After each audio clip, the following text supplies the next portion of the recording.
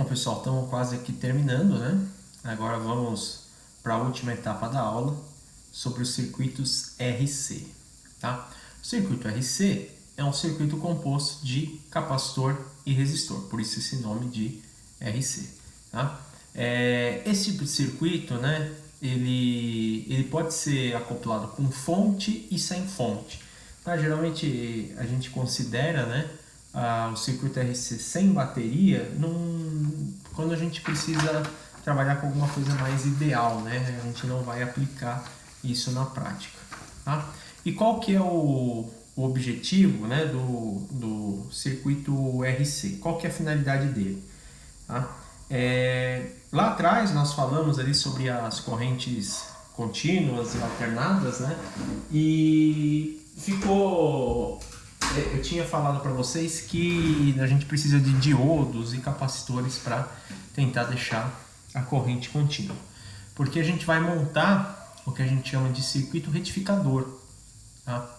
Então, isso aqui a gente tem um exemplo, né, de um circuito retificador dito de meia onda, tá? Então nós temos um transformador, uma alta tensão, que vai fazer com que a tensão aqui diminua e alimente um diodo. O diodo ele tem dois polos, né, o anodo e o catodo. Então, quando esse diodo ele é polarizado positivamente, nós temos uma tensão, consequentemente uma corrente alternada, tá? Onde essa tensão ela tem um pico, né, um pico positivo e um pico negativo, tá? Esse circuito ele funciona em ciclos, né? Como ele é alternado, ele tem ciclos positivos e negativos. O que acontece, né, que periodicamente tem uma inversão no sentido da tensão, consequentemente da corrente. Tá? Então, ora esse diodo está polarizado positivamente, ora está polarizado negativamente, né, no polo negativo. E o diodo, quando ele é polarizado por essa via aqui, né, pelo polo negativo dele, nós temos aí um comportamento dessa tensão, digamos assim, vir para o pico para baixo. Então, praticamente o nosso circuito ele funciona um meio ciclo positivo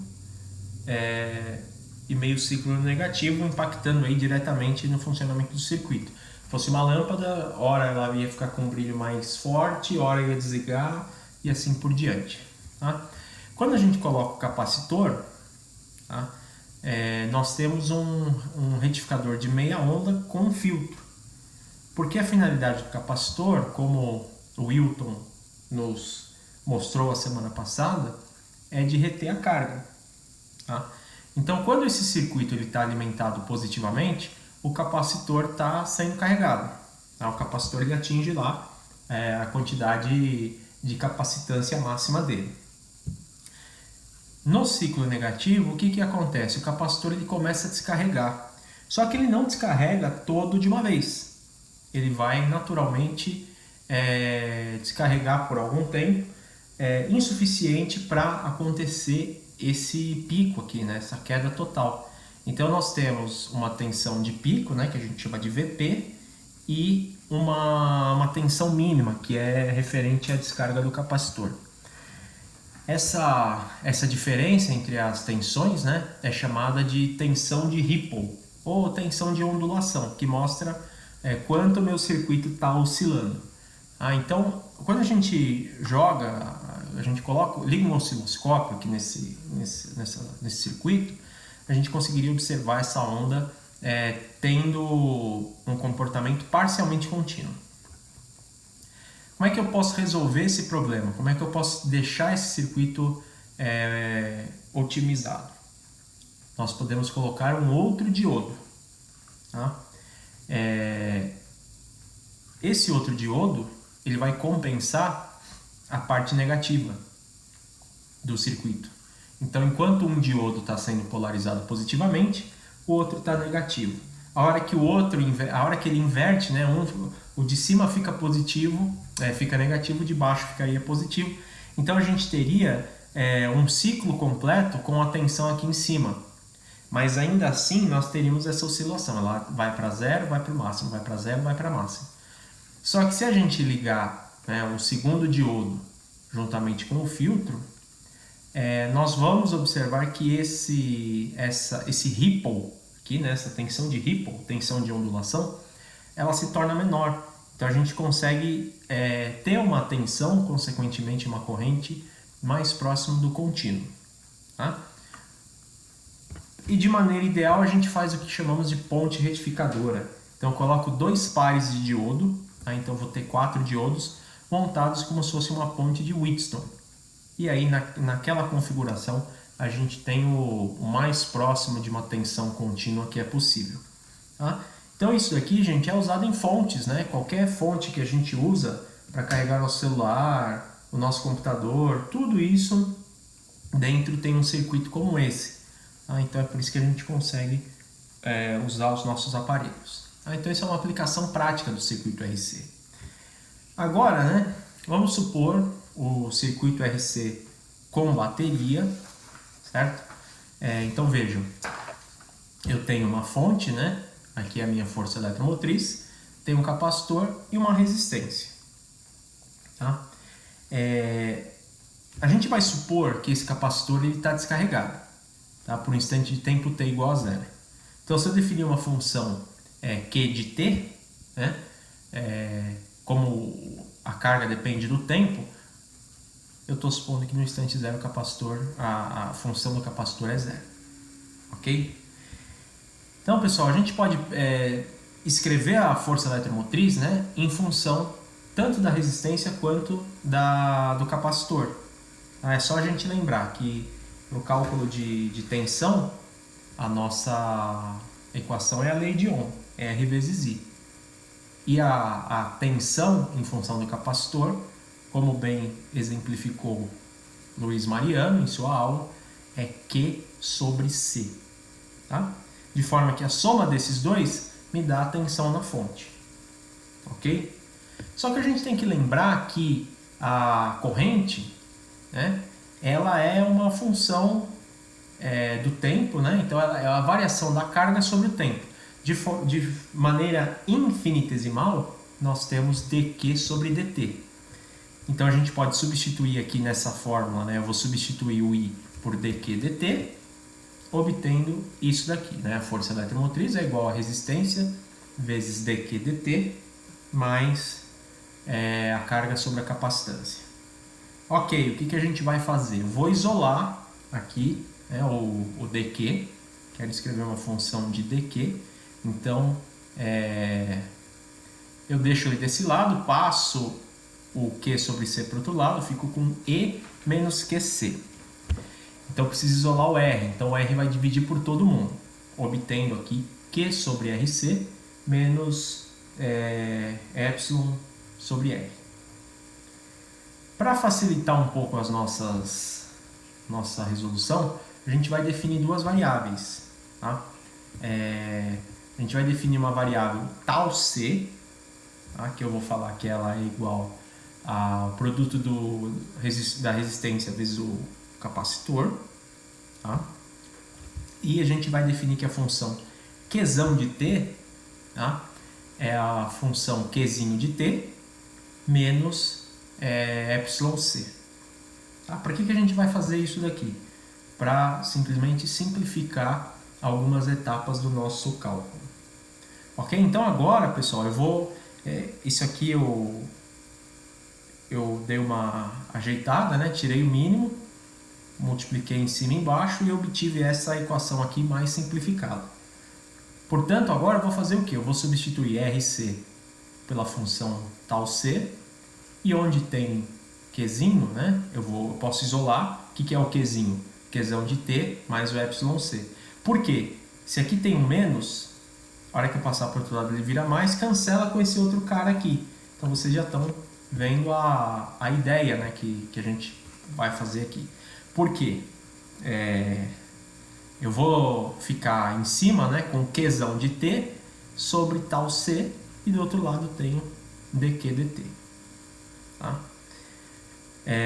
Aqui eu também substituo, afinal de contas, né, eu estou escrevendo um em função do outro. Beleza, agora eu cheguei nessa relação aqui. dqzão sobre dt é igual menos qzão sobre tal c.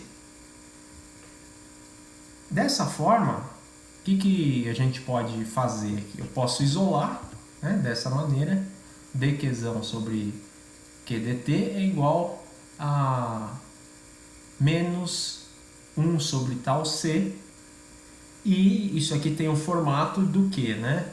De uma equação diferencial, que a gente pode resolver, né?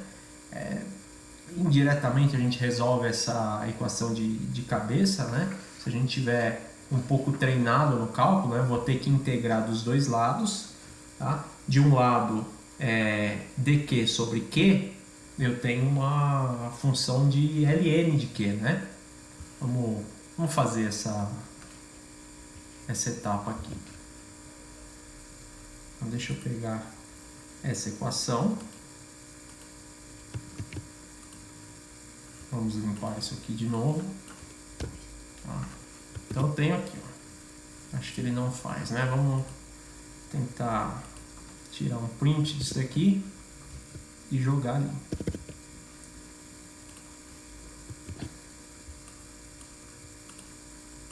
Recortar isso daqui.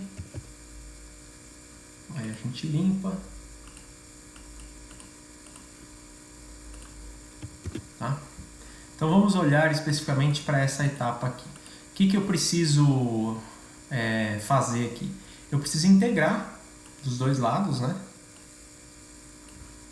Desse lado e deste outro lado, né?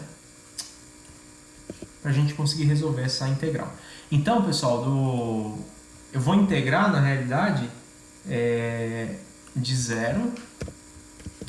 Como ambos, né, tanto o q quanto o qzão são funções do tempo, eu vou variar de 0 até tzinho, tá?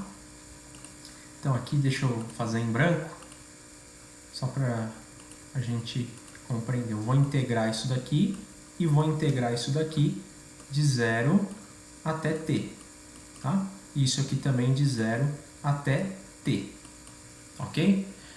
Então, o primeiro lado aqui da integral, eu tenho uma integral de dq sobre q, que, né, pela tabela, né, isso é uma integral de tabela, nós temos que a integral é ln de qzão, certo? Do outro lado, eu vou ter o que, né? Eu vou ter uma integral de menos dt, ou melhor, eu posso escrever isso aqui separando as variáveis, né? Menos e o tal c são constantes, então eu tiro ele da integral, fico com uma integral de dt, né? Que também é uma integral tabelada, a integral de t, certo? Então eu ficaria com os limites, né? ln de qzão entre 0 e t, e ficar isso sendo igual a t para os limites de 0 e t também. Tá? 0 e t. Ok, substituindo, eu tenho ln de q de t, né? Menos ln de q0. Isso é igual a t menos 0. Não posso esquecer que eu tirei da variável aqui o menos 1 e o tal c. Então depois eu preciso voltar eles para a minha integral aqui. Ok. Isso daqui eu posso escrever em função de ln de... abre um colchetes aqui, de q de t sobre q de 0. Né? O q de 0, ln de q de 0, eu estou substituindo na função, né? Então, isso aqui eu poderia simplificar da seguinte forma, né? Eu ficaria com ln de Q sobre Q0, né? Q de T sobre Q de 0 é igual a menos T,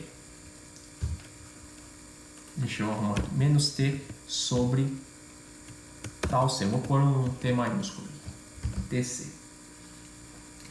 Agora, isso daqui, como está em função de ln, para tirar o ln eu tenho que pensar o quê? Qual que é o ln de x?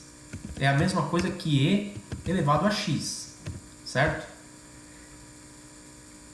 Então eu vou escrever aqui da seguinte forma, eu vou escrever q de t sobre q0, tá? É igual a e elevado a o que eu tenho aqui, né? Que é já o exponencial, né? E elevado a menos t sobre tal c. Vou pôr entre parênteses para não confundir a nossa cabeça aqui. Beleza? Agora, pessoal, para isolar o QT, eu vou passar o Q de 0 multiplicando. Então aqui eu vou copiar isso daqui, né? Deixa eu diminuir um pouco e vou jogar para o outro lado. Então eu tenho aqui Q de T é igual a Q0, que multiplica todo esse pessoal daqui. Tá? Por quê? Agora, o que a gente vai fazer? Deixa eu vir aqui para o slide para vocês entenderem. Vou avançando aqui. Tá? A solução dessa equação diferencial, né, dá exatamente isso que a gente previa. Qzão 0 vezes exponencial de menos t sobre tal c. Se eu retornar as variáveis, né, o que eu vou fazer? Vou voltar para isso aqui. Q de t é Qzinho de t igual Qzão de t mais epsilon c. Vou retornar para isso daqui. Vou ficar com o Q, ó. Da condição inicial do nosso circuito, Qzinho de 0 é 0. Então, a hora que eu retorno aqui, né, e coloco Q de 0, o que isso implica? Implica que o Qzão de 0, ele é o quê? Menos epsilon c. E aí, o que vai poder acontecer aqui, ó? Como eu tenho Qzão de 0 aqui e tenho o mais esse aqui, a gente vai poder substituir e, consequentemente, colocar esse epsilon c em evidência para chegar nessa ideia aqui, né? Vou ficar com o Qzinho de t é epsilon c multiplicado por menos exponencial de menos t sobre tal c mais 1, tá? Que pode ser escrito dessa forma aqui. Só isolando, né? Escrevendo de uma maneira mais ideal. Tá? Não se perca ainda, pessoal, porque a gente está fazendo tudo isso para chegar no cálculo da corrente. Ok, para calcular a corrente. Nós sabemos que a corrente é dq sobre dt. Então, se eu tinha lá atrás que a corrente é dada por essa função, agora eu conheço quem é o meu q de t. Esse q ele é q de t também. Então, se eu substituí-lo por aquela relação que nós acabamos de encontrar, a gente fica com epsilon c vezes 1 menos exponencial disso daqui sobre rc menos epsilon sobre r. Tá? O que a gente faz agora?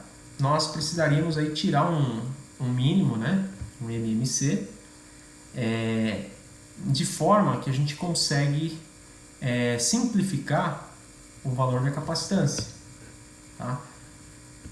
E aí a gente vai ficar com isso aqui, né? Quando eu tiro o MMC disso daqui, né? Eu posso ficar com R ao quadrado C, e aí eu vou fazendo R ao quadrado C dividido por RC e assim por diante. Por isso que o capacitor aqui sumiu, tá? Porque aqui eu teria um RC também. Tá? Então ele sumiu e eu fico com essa relação, epsilon, tá? Colocando o epsilon em evidência, eu vou ter epsilon que multiplica 1 menos exponencial disso daqui, menos 1. Então, um menos o outro vai cair fora, a gente vai ficar com essa relação aqui. Portanto, a corrente elétrica de um circuito RC é dado por epsilon, multiplicado, né, o exponencial do tempo sobre a variável tal C. Aí eu posso voltar, né, essa variável tal C para a variável do R vezes C e fazer o cálculo. Por que eu fiz essa dedução com vocês? Porque a gente tem aqui uma relação do comportamento do circuito RC com a bateria. Eu tenho o gráfico da carga em função do tempo, né? Esse gráfico me dá a relação εc, que nós vimos lá atrás, né? Isso daqui. Então ele tem essa curva exponencial, né? Da mesma forma, se eu fizer um gráfico da corrente em função do tempo, a gente tem a relação εr, que é também uma função exponencial, né? Na verdade, isso aqui é a função e de x, né? E aí ele tem esse comportamento dessa maneira, certo? Pessoal, o circuito sem a bateria, como já foi falado, né? É algo mais conceitual, quando a gente usa para ter modelos, né, desse tipo de circuito. Se a gente quisesse calcular a corrente elétrica dele, a gente ia ter que proceder da mesma forma. Só aqui que eu vou tomar, né, o Q de T igual a zero, vou chamar de Q inicial. Em vez de chamar de zero, eu vou chamar de Q0, Q inicial. E aí a gente vai fazer os mesmos passos anteriores. Eu não vou fazer de novo porque acaba tomando um tempo, mas basicamente a alteração que nós vamos ter, deixa eu tirar aqui do slide, a alteração que nós vamos ter, ó, vai começar a ocorrer aqui, ó. Cadê? Como nós não vamos ter essa parcela aqui, ó, tá? Cadê? Aqui eu vou igualar a zero, né, ó, porque eu não tenho a força eletromotriz. E aí vai modificar um pouco, porque algumas variáveis vão acabar saindo. Mas se eu proceder exatamente dessa forma que eu fiz aqui, né, tomando cuidado, definindo as mesmas variáveis, a gente obtém um Qzinho de T igual Qzinho zero vezes o exponencial. E aqui, ó, a mudança no valor da corrente. Aqui nós encontramos em função de epsilon sobre R. O que é o epsilon sobre R para nós? Tá? O que ele representa? E aqui a gente encontrou em função de Q0. Então isso é uma forma, digamos assim, em função de equações diferenciais, para a gente conseguir determinar o cálculo dos nossos circuitos RC. Ok, gente? Então, praticamente com isso a gente termina a minha aula. Tá? Aqui estão as referências que eu utilizei para fazê-lo. Espero que todos tenham gostado bastante. Obrigado, pessoal.